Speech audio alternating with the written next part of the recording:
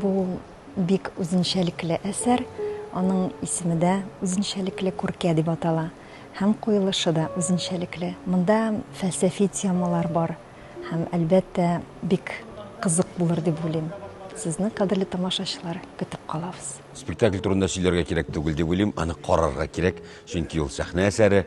7, 8, 9 ноябрь көннәрендә сезне универсаль залда үзебезнең яңа премьерабызга көтеп калабыз. Ул театрыбызның матур тугры традициясе.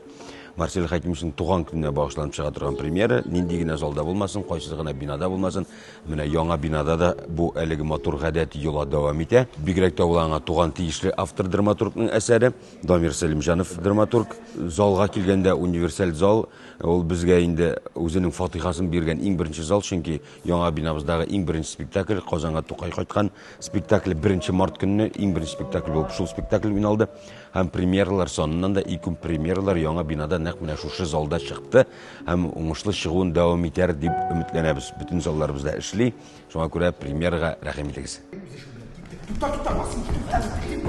Тәнзилә Сәлимовна ул минем персонажым. Ул бик чиста күңелле. Син булып та син кайчан урлый башлыйсың?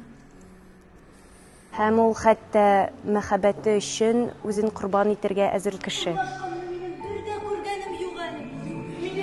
Аны эзләп табу, бу бәйрәм. Һәм менә бу пьеса Дамир Сәлимҗановның әсәре, ул үзе режиссер, шул вакытта драма әсәрләрендә яза. Һәм менә мин аның әсәрен укып чыктым, миңа бик ошады.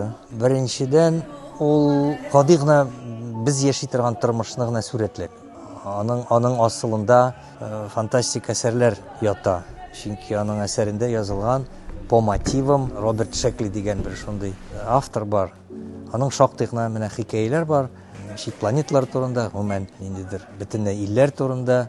Шуңа таянып менә ул шундый әсәр тудырган. Гади гына без яши торган тормышны сүрәтләми, шул ук вакытта анда салынган мәсьәләләр, анда күтәрелгән уйлар, минемчә, алар мәңгелек.